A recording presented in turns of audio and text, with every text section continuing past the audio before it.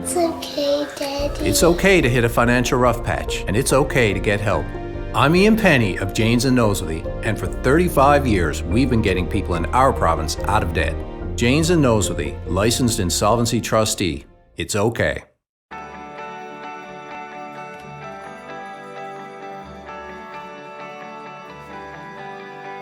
This is Rogers TV. Hey everybody, good evening. Welcome back to this episode, a special edition of Out of the Fog that we're doing. A bunch of episodes around the future of. A lot of different voices of influence with a lot of experience and opinions to lend to various conversations around the future of our province in many regards. This theme is around the future of place. We're going to get into what that means to you and to these amazing guests that are joining me this evening. I have Neil Dawe, the owner of TractConsulting, who have led so many incredible placemaking initiatives and projects all across the province. We'll hear about some of those tonight. We have Jenn Crowe, a real community leader in her own right, who is also the chair of Happy City, a grassroots organization that promotes conversation around the things that are happening in our own backyard and beyond. And Dave Lane, City Councillor for St. John's. So many different leans of Dave's experience under the umbrella of placemaking. Thank you guys so much for joining us tonight. Thank you. Thanks for having us. A pleasure, a pleasure. So these panel chats are pretty interactive, pretty interesting. So we'll see now how we roll through this first segment. I want to start off this chat with a little thing that I'm noticing. Looking out my window on Prescott Street in downtown St. John's, I'm noticing around 1,000% increase in people walking around. And I find that to be interesting in a bunch of positive ways. I guess the first question I'll bring to you, Neil, is what do you think as someone who has created so many place enhancements, physically speaking, around the city and beyond? When you see a bunch of people walking around more than ever, what comes to your head? Well, first of all, I guess it's a good thing coming out of something that's very bad.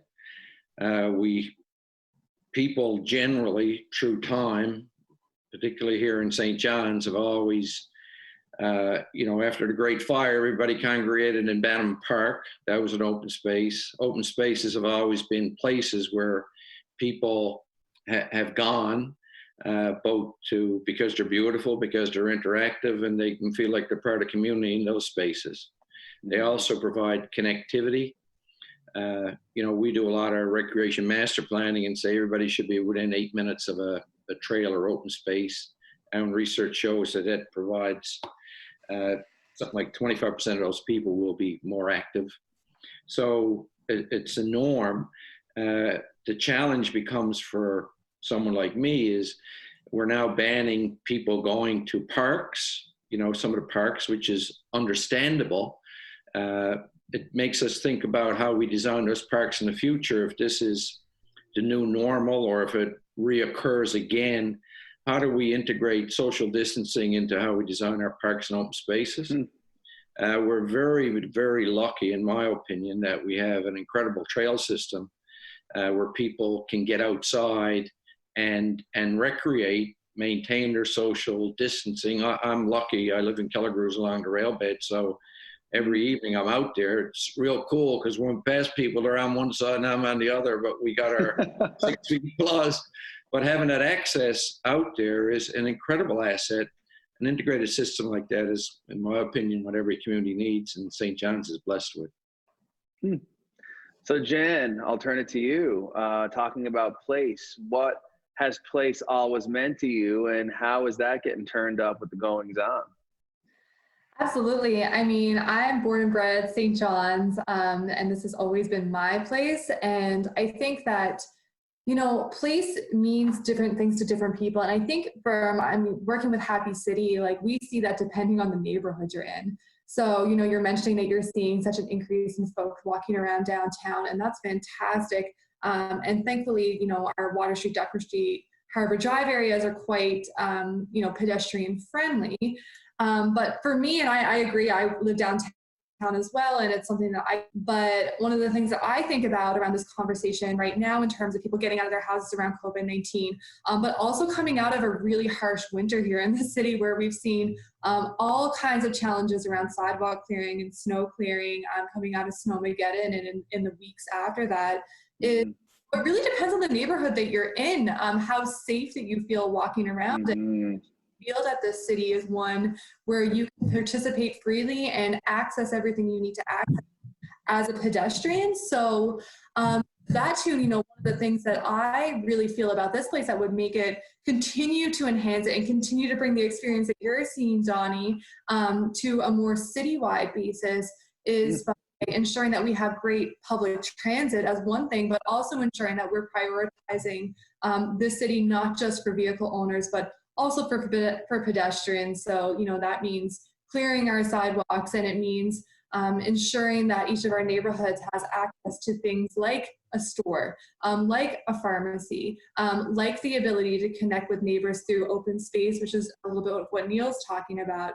So I think those dimensions of what makes a wonderful, strong community where you feel that you can access it as a pedestrian and walk around are things that we're seeing in the downtown. And I think what makes it an excellent place is when we can expand it to the entire city. So well said. Jeez, it's not your first rodeo, is it? Dave, I can only imagine when Jen says words like sidewalks and snow clearing that your PTSD triggers are bumping. Sorry, Dave. Yeah, no, it's, go ahead.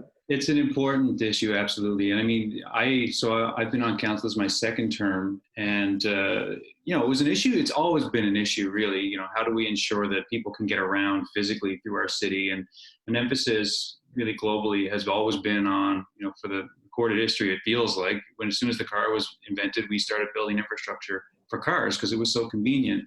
But now we're starting to realize how important it is to be able to get outside, connect with people face to face, just be able to stroll even, let alone, commute. So what we've been doing over the past 7 years since I've been on council is trying to really shift a big piece of policy, culture, and of course budget towards something that, let's make all these things we designed for cars better for pedestrians, which is really hard. It would be way easier going the other way, probably. But the thing that I think this pandemic is really highlighting for us, aside from just how interconnected we are economically and socially, is the mental health benefits of being able to just connect with people physically. I mean, it's really great. What an interesting time for this to happen where, we have all this technology that really works quite well. I mean, we're having this conversation. It's going really well right now over a video. We're all in different places. We're getting closer to what it's like to be in person, but there really is something missing there. And I'm not sure how much will change because we're trying to change sidewalk clearing. It's really, really hard. And I think because of the things I mentioned, they're all ingrained. And so even if this lasts for a year, where we're sitting inside our houses and we can't really leave, I think we'll have this surge of reverting to the norm because we miss it so much once we're allowed out of our homes again in a meaningful way. So, I think if we can just experience this and keep in mind the lessons that we're learning, which is just we really need to be connected physically to one another. Let's talk about how we change culture and keep that conversation going. That's what's going to be the best way through this, I think. Neil, in so many of the projects that you have led that have resulted in the beautification and accessibility of people to walk around, what does life feel like to you if it is in terms of virtual interaction? And I know that we are all, crossing our fingers that within the months ahead, we'll be able to return to normal, wellness cycles of leaving our house, etc. So I'll ask you though, if that did not come to pass, how does the work you do every day change? If we didn't have things like Zoom and we had to isolate, she'd be tough enough. I mean, I remember the fax machine. Like it was that we thought that was brilliant. I mean, this is incredible, where all our team is home. Like, we got one person that's kind of gets the mail every day, but everybody's home, and we have these Zoom meetings as a team, and it's working pretty good.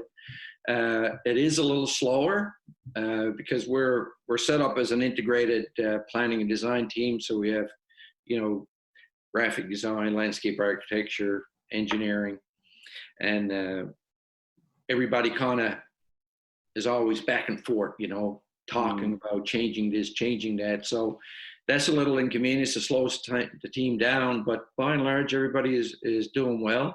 Everybody's getting a little antsy, wanting to get out. And Dave mentioned, you know, the mental aspect of this. When I used to run the Grand Concourse or work with Mr. Johnson, we used to do surveys all the time of people on the trails, and we found out, Dave, to your point, that over 30% of the people were walking for mental relief. It wasn't just, you know, I got to make muscles, but it was just because it's just so relaxing. And that's, again, one of the things that I think is so important to community design. And Jen talked about neighborhoods. I mean, cities are made up of neighborhoods, and we think that neighborhoods are the basis of place. And we think that placemaking is the new approach to, you know, we've gone from project specific, design specific to place-based design. And place-based design is all about beauty, interaction, and feelings of belonging, how you attach a person to place. So we like to look at place from the perspective of the whole community, but integrate those sustainable components of, you know, social, economic, and ecological into one. And we know the benefits of access to nature. I mean, you can take a nature walk in Japan now, you got to pay a few bucks for it. I know. You know, that is so right. We're really blessed, in my opinion. And with this COVID-19 going on, I mean, is there really any better place to be right now than Newfoundland? We're, you know, I guess we're isolating in an isolated place, and it's not so bad.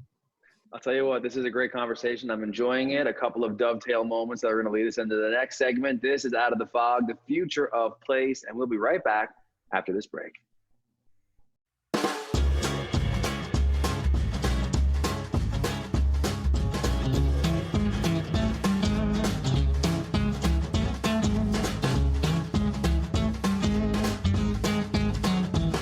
All right, girls.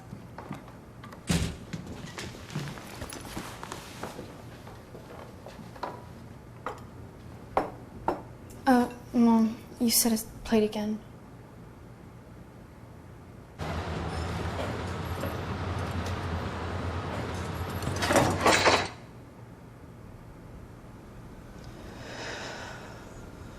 Workplace injuries hurt the most at home. Your mouth can do a lot of amazing things.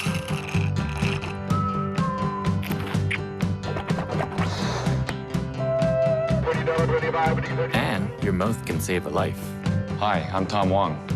I'm just one of close to 1,000 Canadians in search of a stem cell match. We need your help. A simple swab is all you need to register on the National Stem Cell Database. You could be the one to save a life. Find the hero in you. Welcome back, everybody. This is Out of the Fog's special edition, as you can see from this Brady Bunch moment we're having here. And it's about the future of place. I'm joined by Neil Dawe, Jenn Crowe, and Dave Lane, three voices that head up important lines of work, all of which dedicated to the conversation around place and placemaking. Before the break, Neil had so interestingly brought up about how there are other places in the world where you have to pay to walk the trails and to be in wilderness. Neil, when you first heard that, I mean, what were your thoughts, and how far away are we from getting to that place? Well, I thought I'd get into a new business. I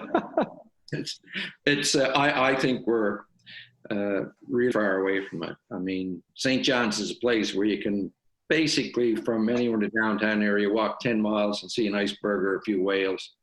You know, we just did a project redeveloping the North Head Trail, and it got me out there more than usual. I mean, it's incredible.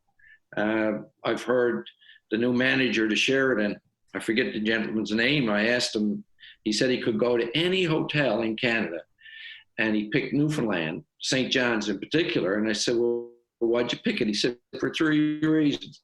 He said, one, I can walk, I'm on a trail and I can see icebergs. 2, he said, the scale of the city is friendly, it's open for walking. 3, he said, you can interact with people, people actually communicate and talk with you. So those 3 things that we have in spades are what makes this place so magnificent. And we really need to embrace it. I mean, the Grand Concourse, I keep talking about it, is an incredible walkway system that I think could be maybe a little bit better designed integrated into the urban core. Mr. Johnson had the vision for sidewalkways that are a good idea, but never fully got realized. But it's still an incredible system. I think the trailway that goes out to right now to the boundary with Holyrood, when that section gets done in Paradise, you'll have one of the best trail systems in Canada on a 6% grade that starts in the downtown. You know, go to Canary Cycle Sales, get yourself a bike and head out to Conception Bay. You know, it's brilliant. I bike on it now to get to the 9 Penny Brewery. So it's not so bad. Jen, when you think about all things to do with the important work Happy City does in terms of being a group of dedicated citizens committed to conversation around development and everything in between, how does your work feel impacted by COVID-19 and the future of living here? Absolutely, yeah. I mean, I think, Donnie, the big takeaway for me and the work that we're doing with Happy City is thinking about who is our city for and who does it work for. And I think in the context of COVID-19, you know, we're rethinking the way that we work as one thing. And, you know, one of the things that we've seen a trend in recent years is there's a national analysis of useful cities. And unfortunately, St. John's is ranked quite low on that list of useful cities. And one of the main things is around employment that we rank very, very low on in terms of what makes us useful. And I think that teleworking and the ability to work from home is actually one of those things that can be a really big pull for young people. So maybe the work that they're doing is not based out of the city, but they can do it from the city. Or maybe it is based in the city, but they can do it from their rural community that they're from. And that's one thing that I think is very interesting that's emerging from everything we're experiencing right now, of course, with the tragedy that is COVID-19, is that we're being forced to rethink the way that we work and to rethink the necessity for in-person meetings, to rethink the necessity for us to actually converge in person. And I think that there's huge opportunities with that. And I would love for our big industries here in this province to think about, you know, do we actually need all of our employees to be here in the office? And if we don't, what are the opportunities for people who are raising families or who really working from home is a big opportunity and a huge selling point for them to continue to work in this province. So that's one point of optimism that I'm looking forward to seeing how we continue to shape and evolve the way that we physically work in the space.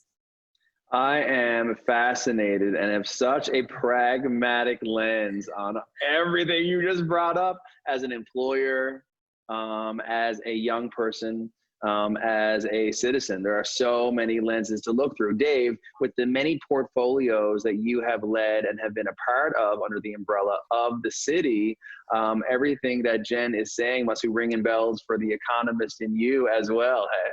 Oh, it's just, I totally agree with everything. And it is an exciting aspect. I mean, when you think about what Neil said about what an incredible place we have, and then what Jen said about the capacity we are now having, and maybe a lens that we're finally putting on the ability to work from anywhere, there's a massive, massive opportunity for our economy to say, look at this place. Let's promote it for just what it is, not in terms of what you can do here from an employment perspective, and say you can literally go to any of several hundred communities, set up shop, and say, I'm going to work from here and go for a hike every single day with my dog and my partner or my kids. And there's such an amazing quality of life. I'm going to be able to make friends. I'm going to be able to grow a farm, a garden in my backyard, these sort of things.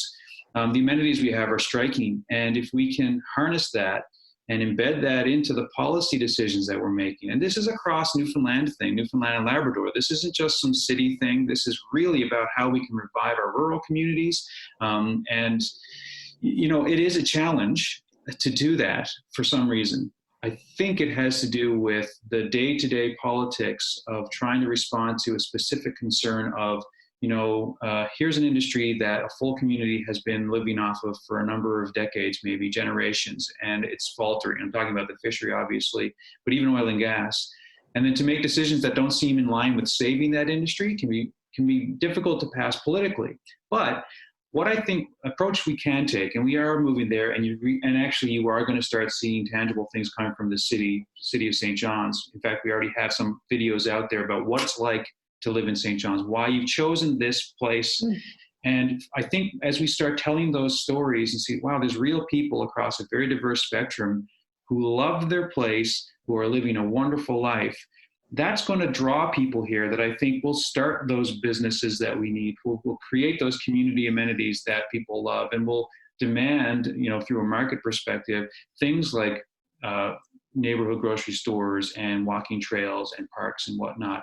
So if we can just tell the story in a more practical way of here's what it's like to live here, bring your whole family, bring all your friends, that is, I think, the opportunity we have. I hear like circus music in the background. Come on board, everybody. Come on down. So we're in our final 5, guys, maybe even 4. Neil, I want to dovetail off of what Jen and Dave have been discussing, a la working from anywhere, and how on one end, to me, it sounds like an interesting way to reinvigorate the idea of being more rurally located, which is a provincial play that would be beneficial in some lenses, but also is our ability to place make in rural places tied to our ability to access fast internet? What do you think about that? I think it's a must. I think you need that fast internet. I think there is opportunity for some off-the-grid opportunities related to nature-based tourism.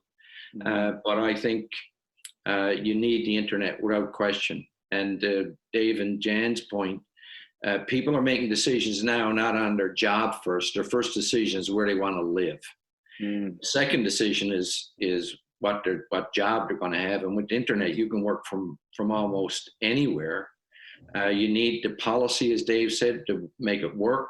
And you need what I call a social infrastructure as the framework to support attracting millennials, the people childbearing age are the key people we need to generate our population, that I think would be attracted to numerous places, both in urban and rural Newfoundland. The next question I'll throw around to you, and I'll start with you, Jen, to weigh in on this. Gardens and farming and gardens, food security. It's all tied up there in my buzzword bow. What do farming, gardens, food security mean to you? Yeah, I think in this province, it's essential that we start to think really critically about food security. We're thinking about it in a certain lens amidst everything with COVID-19, and we're going to see more become food insecure as they lose wages and lose employment. But I think more broadly, we need to be thinking about food as a way for us to come together at a neighborhood level. And it's something that is super tied to our history and our culture and what it means to live in this place. But I think it's also a wonderful way for us to work and interact across generations. And we've seen that, we've seen these community gardens emerge. There's one that's happening right now in Canmount Terrace. Other municipalities in Mount Pearl, we can look to Mount Pearl. They're doing wonderful things with community gardens, and there's examples here in St. John's too. But I think that what connects us to place is the interactions that we have with other people, and we can learn so much when we are nudged, I would say, to interact with people who we perhaps don't normally run in our circles, folks who are older, folks who have different experiences than us, and I see the value of community gardens of being exactly that. Guys, I'll tell you what, it's been a wicked little hang. I can't believe 22 minutes flies just like that. But when you're with 3 big voices like you guys, there's a lot to say. And I hope people watching this episode will walk away with the idea of getting out and embracing more of our natural space, to appreciate more of the walkways and the pathways that have been so lovingly created for us to be successful as a community. And even thoughts around embarking on community gardens and all the related pursuits that help increase our security as people from a wellness and health perspective. I think that's all a big, tall order that we're looking down the barrel of. What would you guys say? Do you agree? Yeah. Worth it But we all. can do it. Oh, we're going to do it. And I'm so thankful that TractConsulting is leading the charge on placemaking, but the city of St. John's is so progressively in charge of the conversation, and that Happy City continues to build the bridge for input from the population so that we can all work together to create the place, the province that we all deserve. So guys, thank you so much for joining me on this cast, and thanks everybody for tuning in. Until next time, this is Out of the Fog, and we'll see you next time. Thanks very much.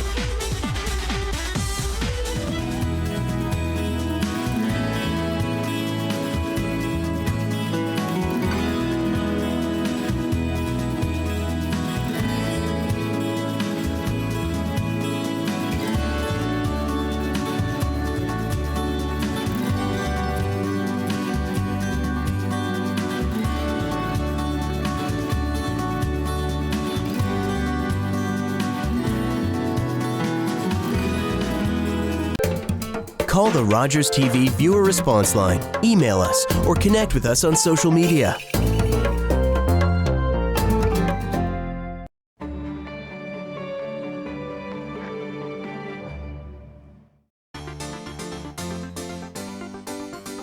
Good evening, 007.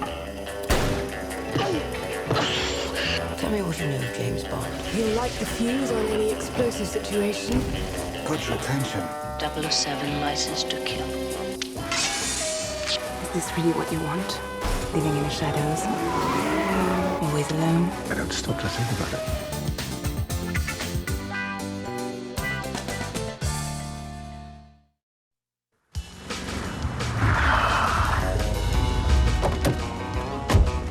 Hey, we're supposed to be at City Hall. We're gonna build it right here. Ah, yeah, sure. And give wetsuits to all the visitors? No, on the water.